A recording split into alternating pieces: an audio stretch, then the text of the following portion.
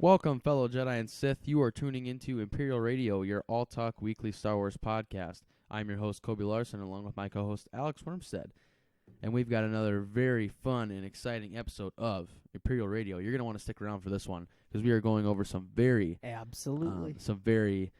highly talked about, some trending things in the Star Wars universe right now. Star Wars just got a little bit bigger in the last couple of days, and we're going to cover that throughout the episode. Stay tuned if you want to hear all about the future of Star Wars.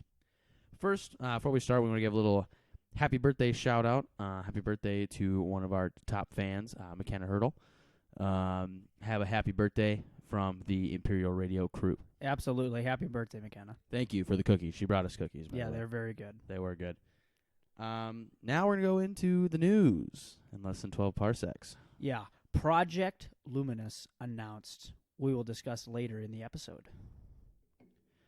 Battlefront update.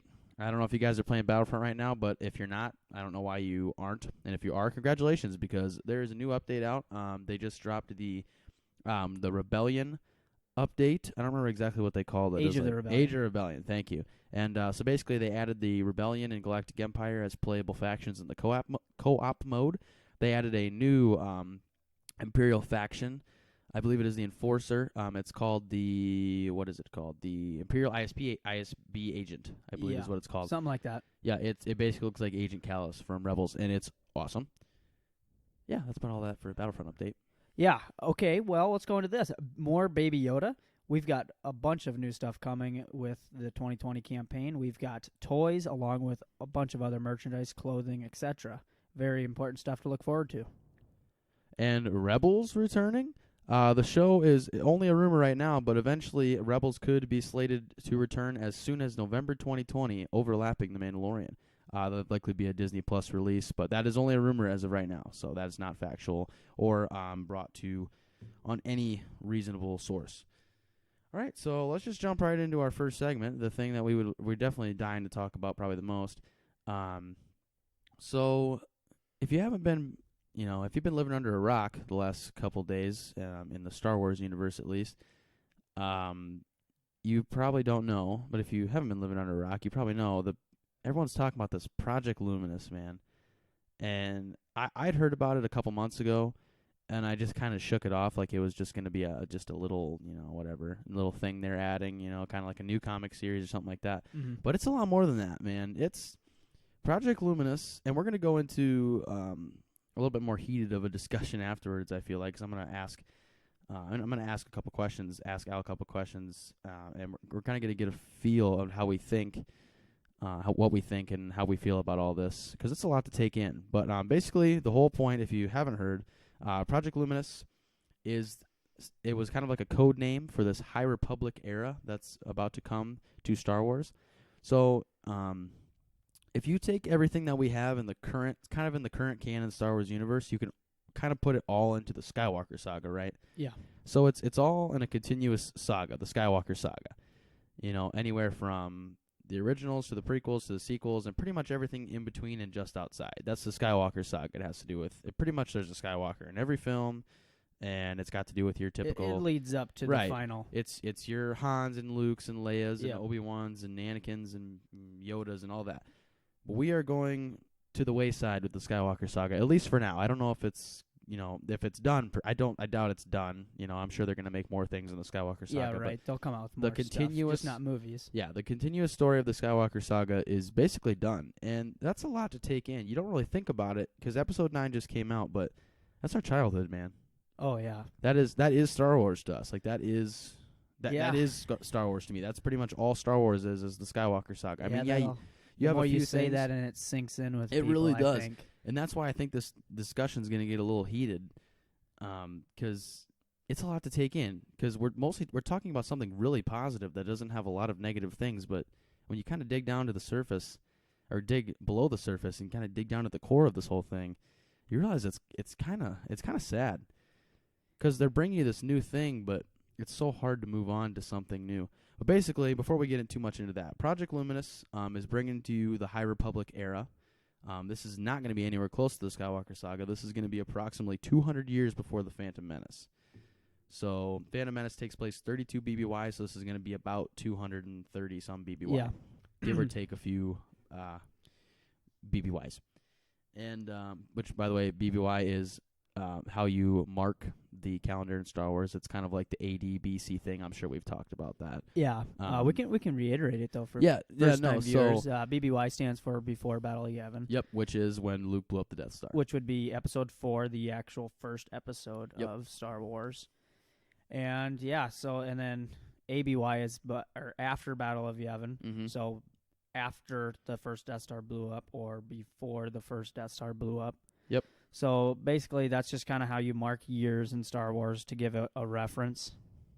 Yeah, so that's how everyone that's pretty much the unanimous kind of, BC AD kind of thing that they use in Star Wars, so that's just kind of helping you out there. But yeah, it's supposed to take place about 230 some BBY, which is just a crazy it's a crazy long time, but it's really not when you get down to it. But we'll kind of talk about that more. But basically, it is the High Republic era.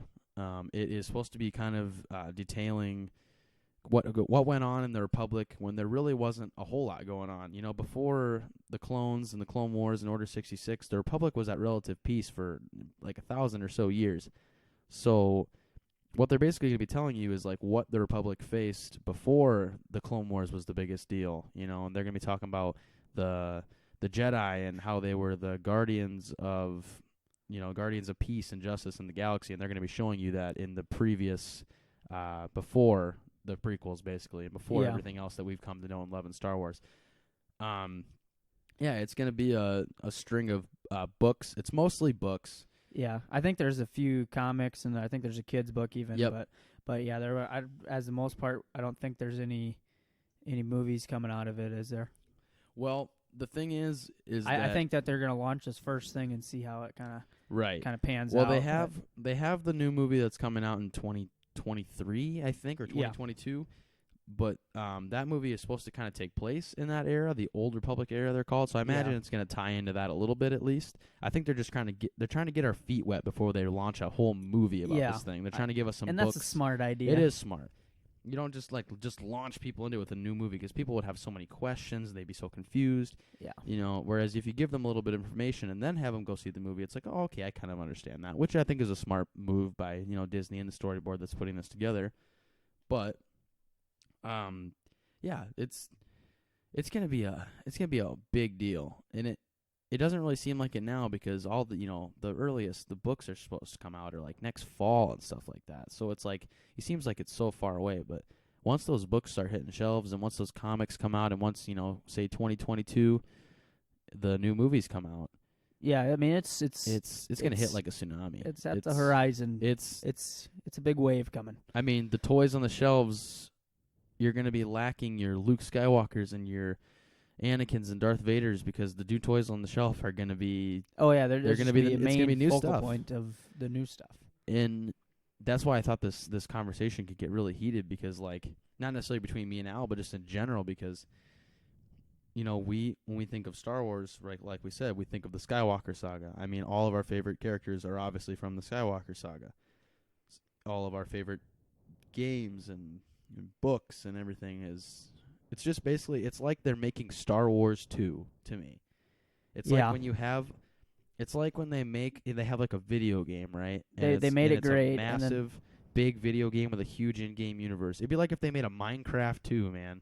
Yeah. It's like, what even are they going to do? We've already come so accustomed to Minecraft 1. Yeah. What are you going to do for Minecraft? How is it going to be different? What's it going to be like? That's what it feels like to me. It's like they took a big video game and they're making another one, and it's like, what is this even going to mean? It seems like to me, and it's the end game of it, where Disney wants to kind of, the Skywalker saga was George Lucas's thing. Right. And not saying that if they want to screw something up, they want it to be their fault, but like they want to move on from the Skywalker saga. Right. They want to make their own. They want to get their own footprint into the whole Star Wars. Like they want to have an original thing. Right. They want their own true Disney Star Wars. Yeah, so because like the sequels were dictated so much by the other 6 movies. And, Solo and all that stuff, they could only work with what they had at the table. They have a completely new drawing board now. I Oh, mean, yeah, I mean, nothing is going to be the same, this- minus planets and some stuff like that. You know, I the mean, planets are going to be the relatively Force, the same. and then the blueprint Right. of Star Wars should be relatively the same, but at the same hand, they kind of have a clean canvas here. Oh, You know, yeah. they can sky's the limit to what they Right. can do, So the way I think which is about very this, dangerous and very oh yeah, it tempting is. at the No, same this time. could make or break Star Wars. It really could. Like Yeah. obviously, no, Star Wars will never fail per se, No. but it definitely could make or break how often and how much Disney Star Wars content we get in the future. But here's Yeah. how I kind of consider it. So you know, like when you're an artist, right? And like I mean, like a drawing, like a painting, drawing artist, right? And you know when they make like faces, when they make faces on a piece of paper, and Yeah. they start with like a really rough outline, Yeah. and then they kind of do gradual details, and they make it this nice, constructed, well-looking face. picture and everything. Right. Or just anything really. That's what it feels. That's what it's like. You know, the Skywalker Saga is this really nicely defined, chiseled face that an artist drew. Yeah. Yes. Disney is taking that piece of paper with the face on it, and they're doing some scribbling and some erasing, and they're gonna bring it back to that just facial outline. They have just the bare minimum of an outline, but now they're gonna make. They have the foundation and the blueprint for it, but Yes. they want to make it their own. Yes, that is what they're doing, and it's gonna be really interesting. And you know, I mean, people had a hard enough time dealing with when George made the prequels or now the sequels because they were different than the original 3 Star Wars. I can't imagine what some of, you know, specifically like the older generation that grew up, they already Mhm. hate the prequels and Yeah. the sequels. I can't imagine what they're going to think about these new movies. Well, you know, I'll accept whatever they do because this is a whole new clean thing. Right. You know, I mean, there might be some things I disagree with, but Mhm. I will respect with what they do with it. They know with great power comes great responsibility. Exactly. Sorry, I just said that. I'm looking at a Spider-Man picture right now. So whatever they do, it's going to have to fit in because it's their story. It I mean, is. and this is completely a new story, so they can kind of do whatever they want, and it's going to have to fit their story. It doesn't have to fit any more stories because it's new. Right. What they put down as the foundation, that's all they have to cater to. I mean, they can do whatever. The only thing is I hope they don't go too overboard with that because they got to remember this isn't the future in the Star Wars universe. Yeah, this is the present. Yeah. I mean, or not the present, the This past. is the past. This is before the Yeah, prequels. I meant past. You sorry. got to take her back a notch here. You know, Right. you can't go back into the. I mean, maybe you can, but it's got to be like, okay, let's say they use the Force healing again. Right. They've got to figure out a way to make it so that the future Jedi don't know because obviously, you know, Then they will have to. Obi-Wan didn't know about Force healing. If they try to tie in stuff that is with the original story, if it makes sense. then guess what? You're gonna have to cater back to the original story and frickin' right. just completely wipe that and try and figure out a way that it works for both stories. Mm-hmm. So my advice to Disney is, if you want to make a new thing and you want it to be done with the Skywalker saga, you should have absolutely no tie-ins to it. You need to basically, if you're going to start new, start new. Exactly. Do not try and You can build up to a tie-in, but don't start with a bunch of tie-ins. don't start. I don't want with to see Skywalkers. I don't want to see Solos. I don't want to see exactly. Organas, Kenobis. I don't want to see any of that. I mean, if you wanted it to be done, you know, you didn't want to make another trilogy. You wanted to end the Skywalker saga, then end it. Everyone Exactly. loves to see a cameo every once in a while, but Right. you don't need a tie-in. The only cameo and the only tie-in I want is Yoda. Yeah, Somewhere because in there. that's what I was going to say later on when we got to talking about it, is because it's going to be 200 years before The Phantom Menace, and Exactly. he's, 900 years roughly around that time frame? He's He's 900 years in Return of the Jedi, so Yes. he's 860 something like that. So he'd be 600 something. right. So he'd be still pretty old, but decently He mobile. should be Grandmaster though, I think he would still be Grandmaster, but Disney can kind of handle that. because that's Really, however they want Legends. it. I That believe is that Legends. he was Grandmaster at the age of 100, right? I think so. And I think Disney's going to change that up because the way they handle Baby Yoda, him being 50 and he's still a baby, so that would make any sense for Yoda to be a Grandmaster when he's 100, which is a whole different can of soup we can open up. Oh there. yeah, we don't want to But- open up that can of soup today. Yeah, but yeah. So basically, we kind of talked about it, said what it was about. Now I want to get into the more personal thing. How do you feel? How do you feel about it? I mean, I know that's a really vague question, but like, how do you feel with this, all this new information, all this new stuff we're supposed to be getting, and what the little that we know now? I'm talking more along the lines of movies. When we start getting the movies, Okay. you know, because the comics and the books, while they do affect the canon Star Wars universe, Yeah. they often don't Absolutely. affect them as much as the movies. Absolutely. We're talking about it's 2022 tomorrow, and you're going to see the movie, but you still only know as much as you know now. How do you feel? Oh, that's a pretty vague question. I don't know. I just, like I said before, Disney wants to start new. They need to start new. That's about it. I mean, I am completely comfortable with this because I think that the Old Republic. I'm not sorry. I am a boomer about this. I will call it the Old Republic. It is the Old Republic. I'm not calling it the High Republic. I don't care if you call it the High Republic. It's the frickin' Old Republic. Man. It is. So it's the Old Republic. I'm juiced about that time frame. I love that time frame in Star Wars. Yeah. My feelings on it, I don't know. Whenever something new Star Wars comes out, I'm just such a tangible guy. I want it now. No, we're not the older generation, not to stereotype. I'm not trying to call anyone out here, but typically the older generation, the one that grew up with the originals and maybe didn't like the prequels so much, and depending on where they stand on the sequels, there's different generations of Star Wars fans, right? Yeah, you have your younger kids that, we have kids that are 10 years old, and the only thing they care about in Star Wars is Ren and Kylo Ray. While as where we were growing up, we wanted to be Anakin and Obi-Wan, Yeah. And then when our dads were growing up, if they liked Star Wars, they wanted to be Vader and Luke. It's just you have such differences in the fans or whatever. And I think we're pretty tangible. I mean, we like it all. We love the originals. We love the prequels. The sequels, I would say I like the sequels. I wasn't too hard on them. There's just bits and pieces that, But overall, we like most everything Star Wars. There's very little Star Wars that we truly don't like. We are very tangible. Not every fan's like that, though. So Disney's going to really have to find a way to cater to everyone, because everyone's tickets to Disney. Well, I don't blame them. Everything's money. Yeah. They care about good story. I know they do care about good story, but they only care about good story so people will bring their money to the theater and watch it more than once. Yeah. That's the biggest thing. And you have to find a way to make this High Republic trilogy, Old Republic, excuse me. That's got to be a thing from now on. We're calling it the Old Republic. Yeah, you start that movement, guys. Say we're gonna make it like a swear jar in this household. You call it the High Republic, you put $1 in the swear jar. That's $1 right there. Yeah. Dang it. All right.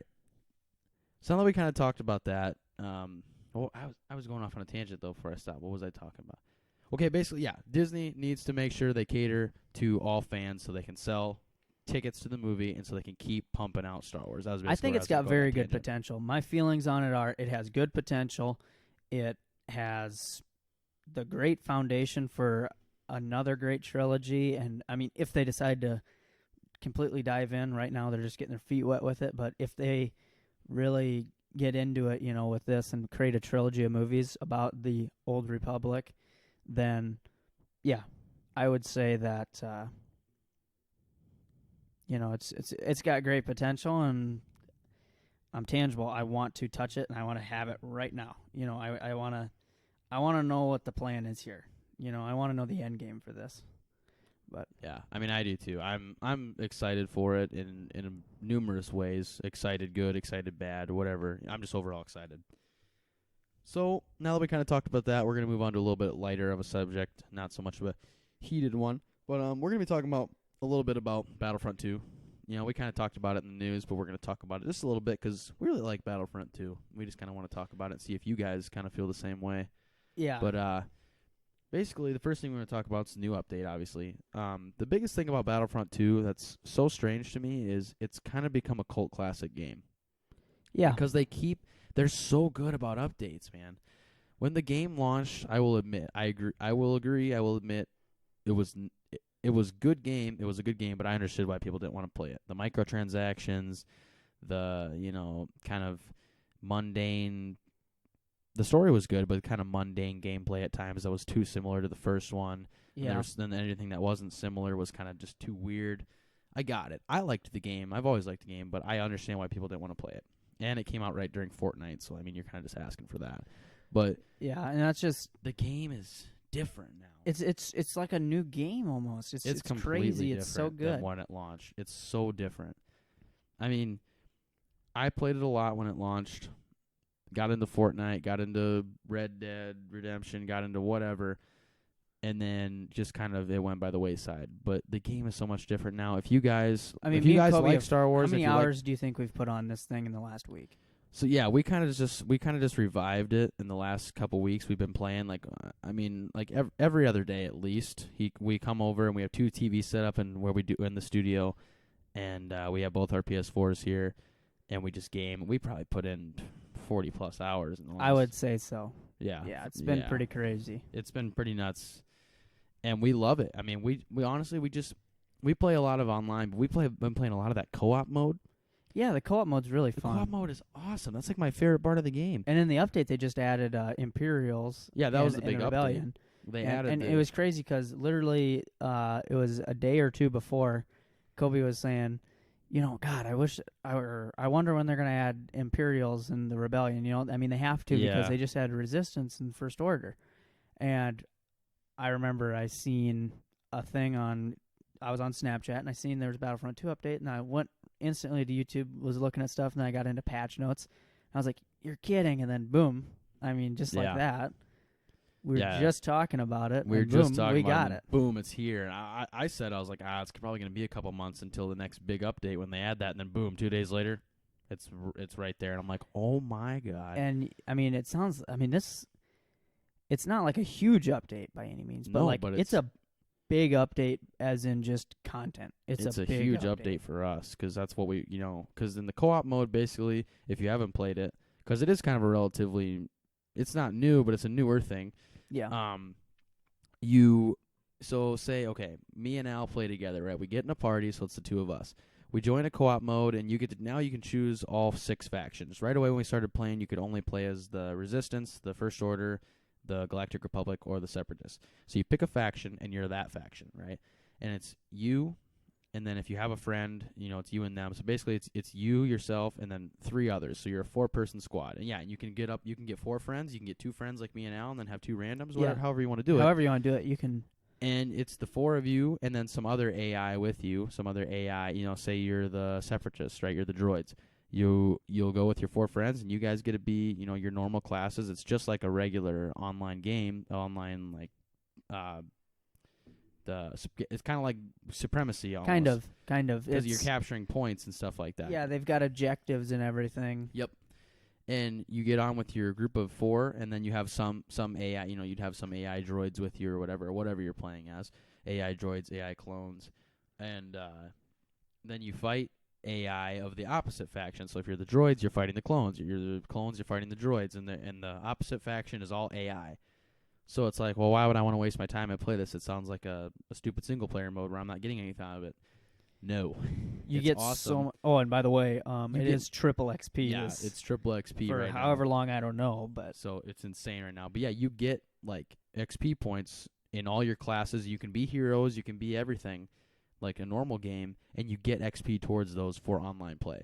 yeah, And you rack up so much XP. It's so I know fun. heroes versus villains is a big thing. If you say you're not very good right now at, say Kylo Ren, and you want to get some battle cards for him and upgrade them to purples or whatever, you go and you play some co-op. You can actually do that just by playing against computers. All you gotta do, you. I mean, go you and still play got to co-op. play pretty good to get leveled up and everything. Right. But you're not playing against real people that might be better than you. Exactly. It's a And it's a way to good help you practice, kind of too. level out. It's like practice, but you're getting rewards for practice. It's not like in other games where if you play offline practice modes, you don't get anything out of it. Yeah. This one, you get the full amount of XP like you would in a normal game, and you're playing against AI. It's awesome. Oh, it's awesome. I would say I think it's honestly one of the funnest game modes in this one so far. Oh, I think so. It's hands down my favorite thing they put. Well, that and Heroes versus Villains. It's hands down Heroes my 2 vs. favorite Villains things. is just an all-time favorite. Right.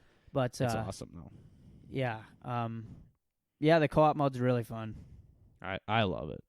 It's I mean, it's what can you say? I mean, you guys got to get on and play it. It is I awesome. definitely would recommend. Mm-hmm. if you don't have it, I'm not going to force you to go buy it or whatever. But But it is cheap right now. It is cheap right now, and it's really fun if you're a Star Wars fan. Get into it. It's fun.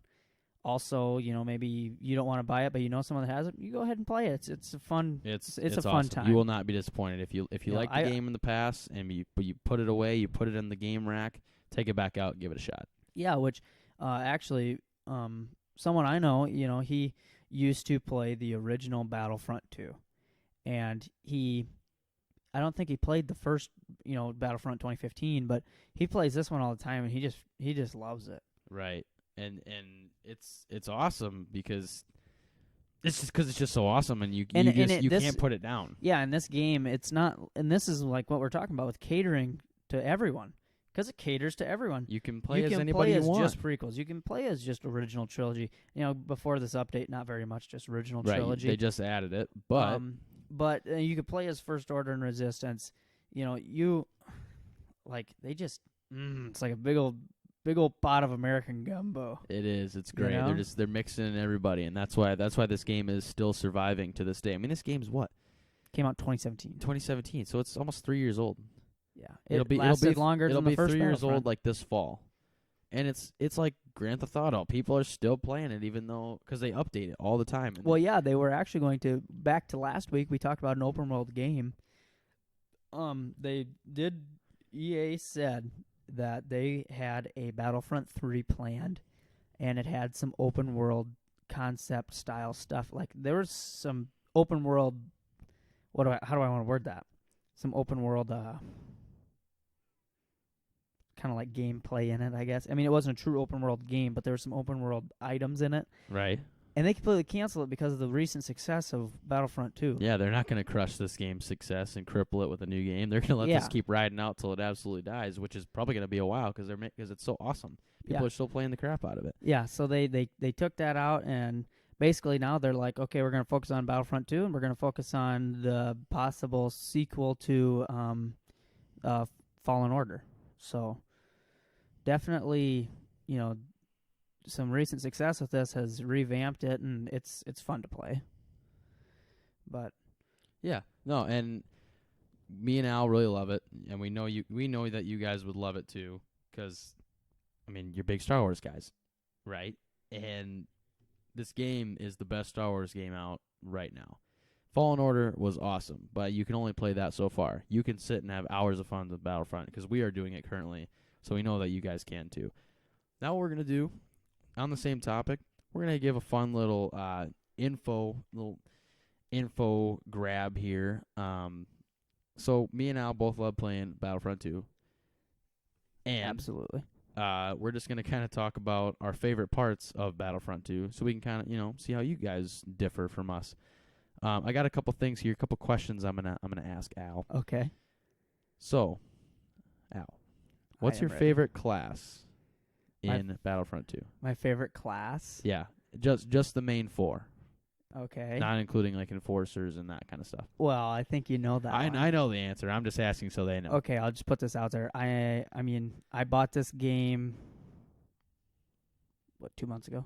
Yeah. And I haven't played it very much until these recent updates. So basically I've played it really heavy these past 3 weeks. My heavy class is a level 61. Yeah. That's my favorite class. Yeah, he's a big heavy guy. I like the heavy, but my highest class is actually assault. It's not my favorite class though. I take that actually back. No, it is. That is my favorite class. I take that back. I think I'm level 63. Yeah, I think you're level 63. I think you just put him up in that last game we played right before we started recording. Yeah. Yeah. He came over and I was just kind of laying on the couch waiting for him or whatever, and he comes over and we're both like, man, we're so tired and whatever, and he's like, you want to play a game co-op? Wake up? I was like, yeah, we better. So we started playing a game of co-op. That's how addicted we are to it right now. Oh, it's crazy addictive. But yeah, his favorite class, heavy. Mine is I would say it's assault. I just said it wasn't, but I would say it's definitely assault. I play them all though. Assault, officer. I play heavy. them all except for officer. I'm not a big fan of the officer style stuff. But I'd say excuse me. I usually play assault the most, then probably heavy, then officer, then specialist. So, who's your favorite faction? And this is overall with hero. This is like you're playing Capital Supremacy. It's Okay. which I know the Imperials. Wait, did they add Imperials in the Rebels to Capital Supremacy too? I believe so. Did they? I believe That's so. awesome. We better I check didn't it out I after the haven't played a episode. game of Capital Supremacy, so I don't even know. I haven't played that in I do not know. forever. So But yeah, this is counting heroes, regular classes, your brute classes, everything all together. It's like you're playing Capital Supremacy. Who do you want to play as the most? who do I want to play as the most? Yep. Like just my go-to guy. No, your faction, your whole thing, like Empire, Rebels, Oh, First okay. Order. Yeah, I don't know. I mean, I like to say the clones, right. but I don't know. I just like the original Imperial army too. Yeah. So you going with Imperials? I don't know. Because I think my answer is gonna shock you. The Maybe not. droids are fun too, though. They are. No, they're all fun. I like them all. They're all fun. I haven't really played Except for the Resistance. Resistance. Yeah, the Resistance is kind of boring. I like playing as like Rey. But, Yeah, that's about after it. that, it's like BB-8. No. You know, it's Oh. I'm gonna go with the. I'm gonna go with probably the Galactic Republic. you're gonna go with the Republic. Yeah. I'm gonna go with First Order. Really? Yeah, I think that's my favorite to play as. They're fun. Okay. They're so fun. I Yeah. love their guns. Their guns are awesome because their assault class has a scope on their gun, so it's awesome. That's the first thing I liked. And then Phasma's awesome. They're against probably my enemy troops. Oh yeah, they're probably my second favorite though. If I we're loved being them honest. because we were playing Galactic Republic the whole time, and maybe some little bit of Separatists. And they're like, you want to play First Order? And we're like, okay. So we played, and we played that for that was our main for a while. That's all we played. Yeah, no, that was my favorite. All right, favorite map. Favorite map. You don't have to specify. Well, I mean, if you I can can. specify, but I like the Tatooine Mos Eisley. okay, that's your favorite. I really like it. It's got depth to it. Also, I don't know. I like the Palace Hangar. Yep. On Naboo. Also, I like just the regular I don't know what the actual name of it, but like the streets of Naboo, like the capital city for capital supremacy. Capital Feed or whatever. Yeah, I don't know what they call it in the game. Feed, but or I think it's Theed. It's what they call it. I think they just call it Theed in the game. yeah, but, I'm not sure what they call it actually. Um, But I know what you're talking about. I think they do too. Yeah, that's. I don't know. I really like the Tatooine Mos Eisley one though. That one's fun. My favorite map, I think it's a tie between Palace Hangar, Naboo, like you said, and then Kessel. I really like Kessel. I don't know why. That's interesting. The inside. See, I'm not a big fan of Kessel. Right, and I just like the outside of Kessel so much. Oh, also Death Star 2's got some. Death Star 2. Just added yeah, that. they just added that whole new map. Man, That is an awesome map. That's got some detail in the map. That's just a some good really map. cool stuff. That is a good map. I will say that one's probably up there right now. Yeah. But yeah, I really like Kessel and the Palace Hangar. Your favorite game mode? Co-op or heroes versus villains? I'm the exact same. Heroes versus villains. We'll take co-op out of it because obviously that's like our undisputed number one. So besides co-op, what would you say? I'd probably put heroes versus villains or maybe capital supremacy. I don't know. It depends what I feel on the day, but most of the time it's heroes versus villains.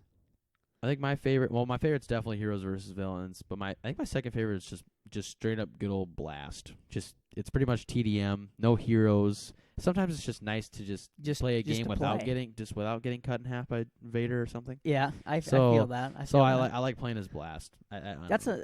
See, I don't play that still much. My favorite. Yeah, that's just classic TDM. But they don't advertise it very well on the actual game like homepage or whatever you want to call that. No. It's usually just heroes versus villains and stuff. All right, this one is a good one. Favorite hero, and we'll go heroes. You get to pick one hero and one villain, and then your favorite overall. Okay.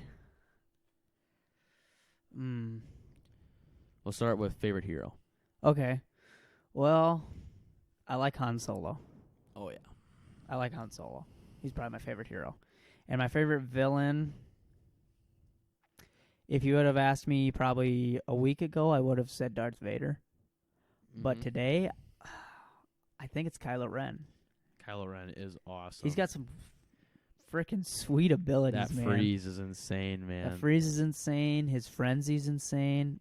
I like playing as Kylo Ren, and probably my overall favorite is probably Kylo Ren. I mean, he's just awesome. Yeah, I also enjoy Kylo Ren.